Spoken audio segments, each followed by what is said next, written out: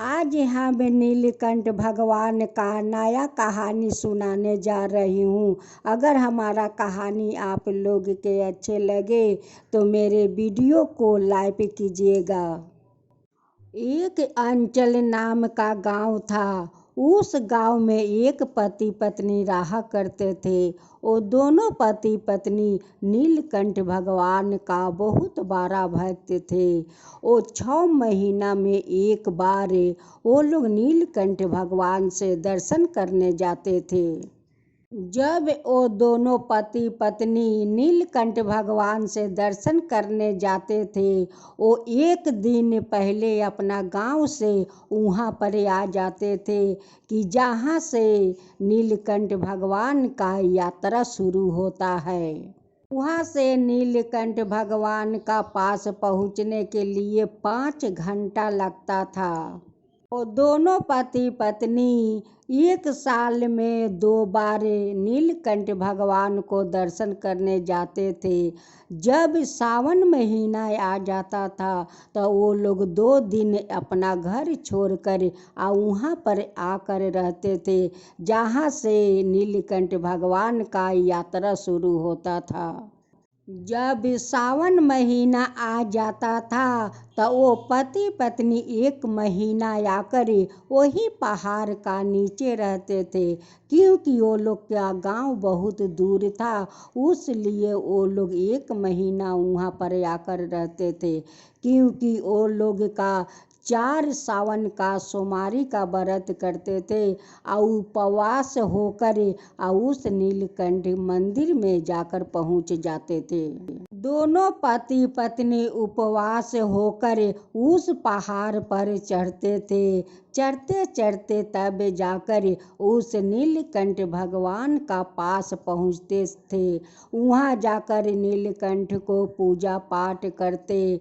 जब वो लोग का पूजा समाप्त हो जाता तो वो दोनों पति पत्नी घोड़े या डोले किसी एक पर सवारी करके वो लोग नीचे आते थे, क्योंकि नीलकंठ का यात्रा आते जाते 10 घंटा लगता था और वो लोग उपवास करके जाते और आते कैसे। उस दोनों का जब भगवान का पूजा समाप्त हो जाता, उस लिए वो लोग यह घोड़े और यह डोले सवारी करके तब जाकर नीचे आते थे। उस दिन वो दोनों पति पत्नी सूरज भगवान का डूबने से पहले फलाहार कर लेते थे। नीलकंठ भगवान का बहुत सारे भक्त ऐसा था कि जो एक बार उस पहाड़ पर जाते थे, उस पहाड़ पर फिर जाने का नाम नहीं लेते, क्योंकि भोले बाबा का रास्ता ऐसा था कि चढ़ने में बहुत कठिनाई होता था। इसके कारण बहुत सारे भक्त हैं कि एक बार नीलकंठ भगवान को दर्शन करते हैं, फिर दर्शन करने वो नहीं जा पाते हैं, क्योंकि उनकी ऐसे रास्ता है, ऐसा रास्ता कि रास्ता देखकर लोग कांप जाते हैं।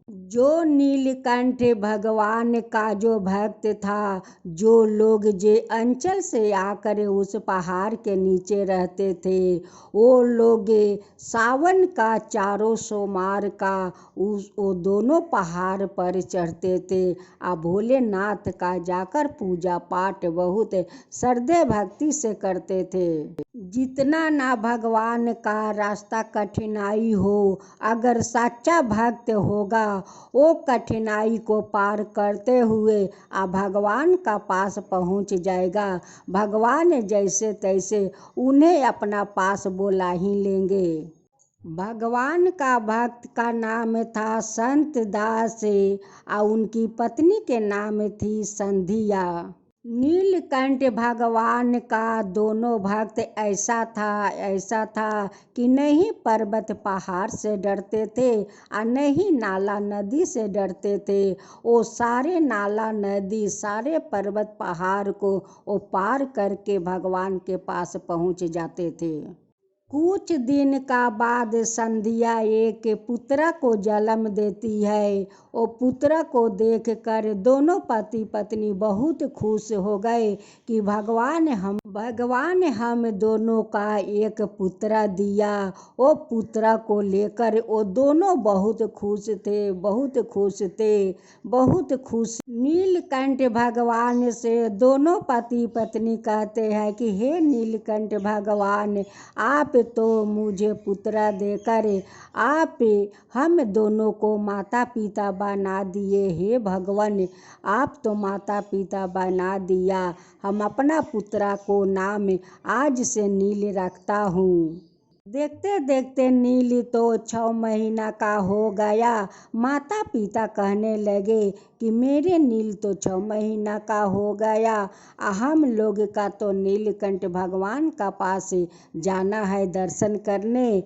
हम लोग अपना बेटा को कैसे ले चले? उनके पति कहते हैं कि तुम चिंता मत करो। संत दास कहते हैं कि देखो नीलकमा, तुम चिंता मत करो, हम लोग का तो भगवान है, भगवान वो अपना पास बुला लेंगे। जैसे भी हो भगवान हम लोग का अपना पास बुलाएंगे और दर्शन भी देंगे।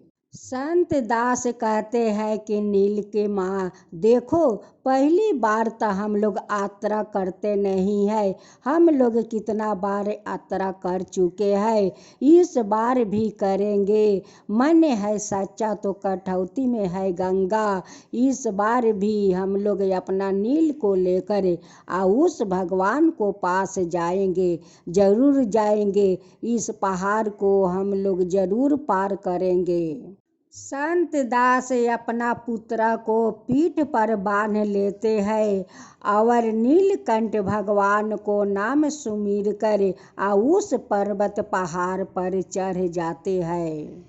भगवान नीलकंठ अपना भक्तों को कठिनाई रास्ते ऐसे चलाए कि वो लोग चलते चलते भगवान का मंदिर पहुंच गए, लेकिन वो लोग के ऊपर कोई कठिनाई का संकट नहीं आया और नहीं कोई कठिनाई हुआ। और वो लोग ऐसे पहुंच गए जैसे लगता था कि भगवान अपना हाथ पर उठाकर हम लोग का मंदिर तक पहुंचा दिया। संत दास अपना पत्नी से कहते हैं कि नील का माँ, आपका इस रास्ते चलते हुए कोई कठिनाई हुआ, कोई दर्द हुआ, कोई? संध्या कहती है कि नहीं स्वामी, नहीं कोई कठिनाई हुआ और नहीं कोई दर्द हुआ। हम लोग का तो ऐसा लगा कि भगवान अपना हथेली पर उठाकर अपना मंदिर तक लेकर चले आए। संत दास अपना पत्नी से कहते हैं कि देखो, अगर मन में भगवान के प्रति श्रद्धा भक्ति हो तो वो जितना ना कठिनाई हो, कितना ना कठिनाई हो, वो भगवान कठिनाई को पार करवा ही देते हैं। अगर किसी का भगवान का प्रति मन में श्रद्धा ना हो, वो हट कर जाए, यह डोला पर जाए, यह घोड़े पर जाए, वो जाते रहेगा और उसकी रास्ते में कांटा और कंकर मिलते रहेगा, फिर भी वो भगवान का पास नहीं पहुंच सकते हैं, क्योंकि भगवान अपना पास उन्हें नहीं बुलाना चाहते हैं। उसलिए बीच मझधार में वो लोग का अटका देते हैं। संत दास वो गरीब था, उनकी घर द्वार टूटे फटे हुए थे। संत दास और संध्या कभी भगवान नीलकंठ से कुछ नहीं मांगा कि भगवान ये दीजिए वो दीजिए, कभी कुछ नहीं मांगे और वो भगवान का सेवा करते गए। एक दिन भगवान संत दास के सपने में जाकर दर्शन देते हैं और कहते हैं कि भक्त, आँख खोलो, देखो तुम्हारा सामने कौन खड़ा है अपना आँख खोलो। जब संत दास अपना आँख खोलता है और सामने भगवान नीलकंठ को देखता है, वो हाथ जोड़कर मूरी झुकाकर वो भगवान को प्रणाम करता है। भोलेनाथ कहते हैं कि हे संत दास, तुम इतना दिन से हमारा सेवा करते हो, लेकिन अपना लिए आज तक मुझसे कुछ नहीं मांगा। और तुम लोग इस टूटे फटे घर में रहते हो, इतना दुख तकलीफ करते हो, लेकिन आज तक तुम हमसे कुछ नहीं मांगा। नहीं तुम मांगा और नहीं संध्या मांगी। तुम दोनों कभी कुछ अपने लिए नहीं मांगा। संत दास कहते हैं कि भगवान, मैं क्या मांगूं, बताइए क्या मांगूं। आप तो जो मांगना था वो तो आप दे दिया। आप तो आकर मुझे दर्शन दे दिया। यही तो मुझे सब कुछ मिल गया भगवान, मुझे तो सब कुछ मिल गया। अभी तो कुछ मांगने के दरकार नहीं है और नहीं ज़रूरत है भगवान। अब तो मांगने के लिए कुछ ज़रूरत नहीं है। हमारा तो सब कुछ मिल गया, सब कुछ मिल गया भगवान। आप आकर मुझे दर्शन दिखा दिया, मुझे सब कुछ मिल गया। जब नील का उम्र 2 बरस का हो गया, संध्या एक पुत्री का जन्म देती है।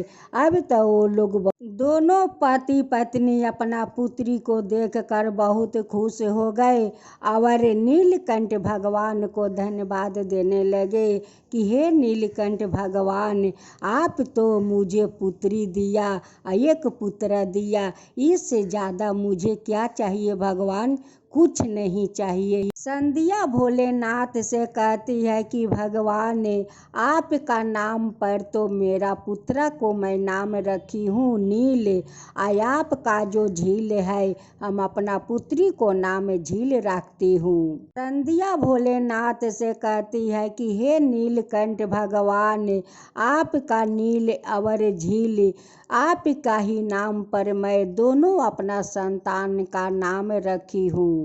हे नीलकंठ भोले, यही मेरा दोनों संतान एक दिन आपका भक्त बनेंगे। इस कठिनाई पहाड़ पर उठकर आपका श्रद्धा भक्ति से ये दोनों पूजा करेंगे। हे भगवान, ये दोनों पर अपना आशीर्वाद और कृपा बनाए रखिएगा। एक दिन भगवान नीलकंठ बहुत गहरी सोच में पड़ गए और वो दोनों भक्त के बारे में चिंता करने लगे कि ये दोनों मेरे सेवा में अपना समय बिता दिया, लेकिन आज तक मुझसे कुछ नहीं मांगा। ऐसा भक्त तो मैं आज तक नहीं देखा। यही तो मेरा सच्चा भक्त है, जो भक्त अपना भगवान को तो सेवा करता है, लेकिन अपना लिए भगवान से कुछ नहीं मांगता है। तो सच्चा भक्त तो यही होता है।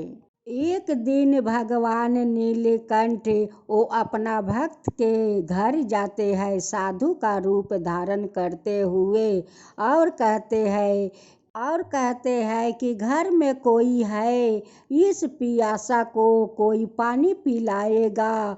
वैसे संध्या घर से निकलती है और देखती है कि दरवाजे पर एक साधु बाबा खड़े हैं।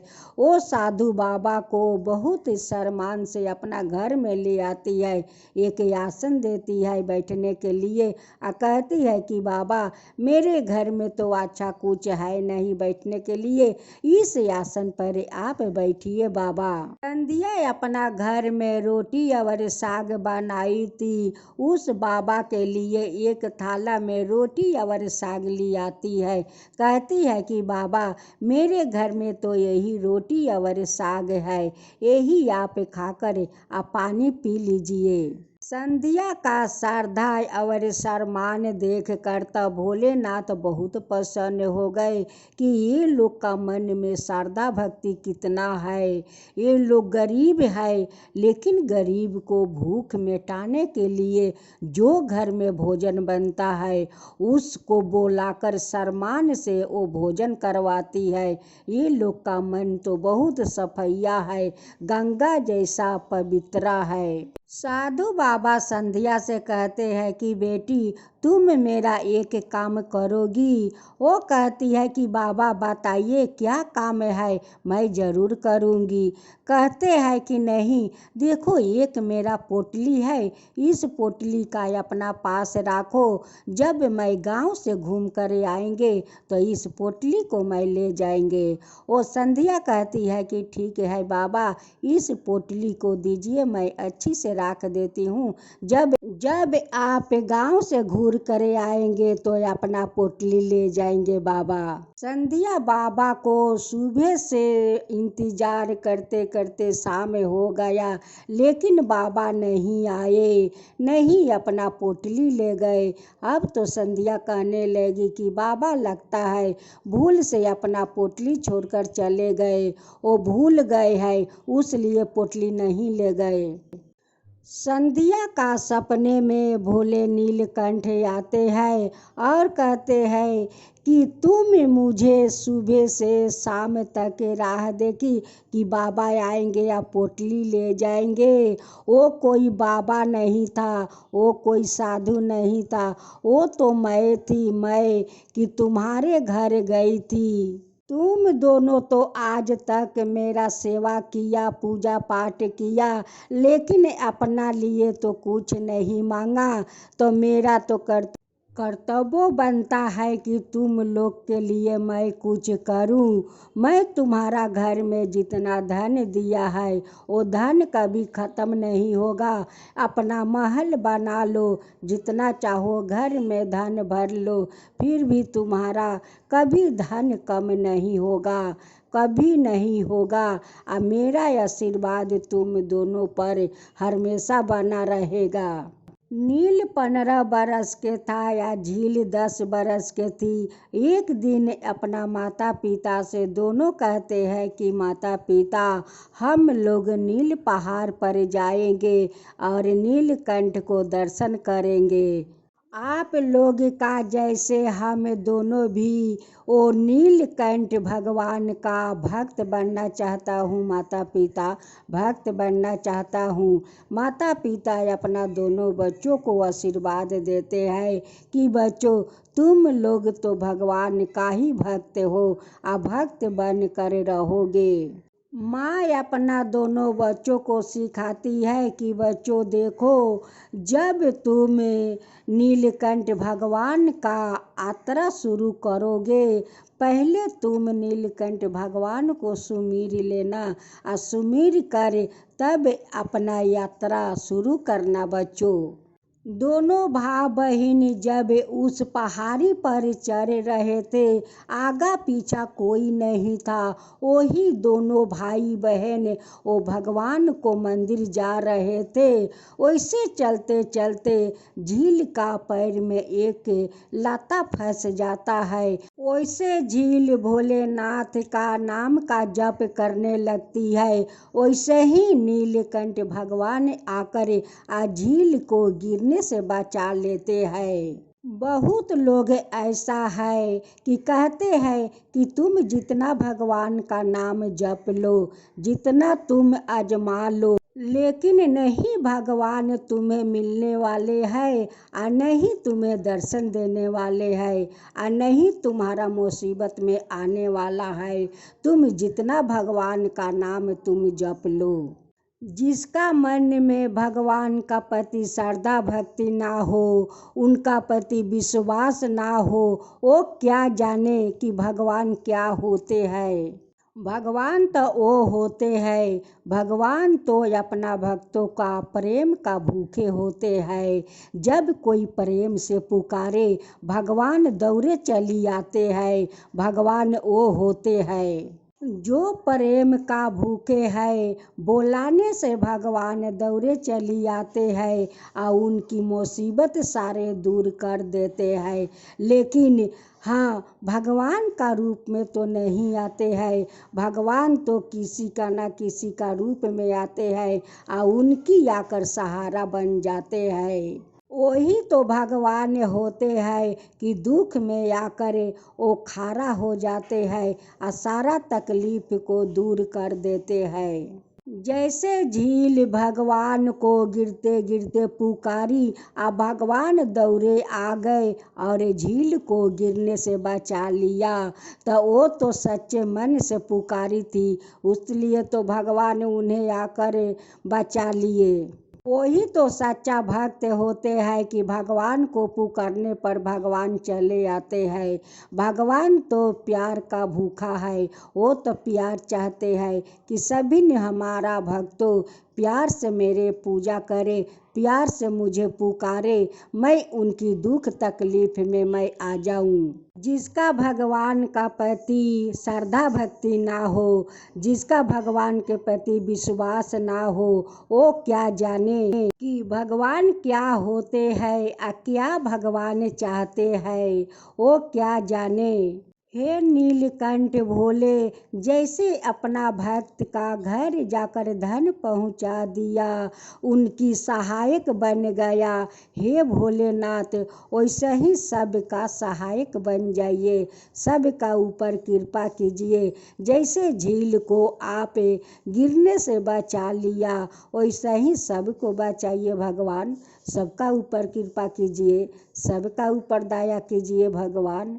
जो आपका कथा कहता है, जो सुनता है, जो हुंकारी पड़ता है, उन सब का ऊपर कृपा कीजिए भगवान।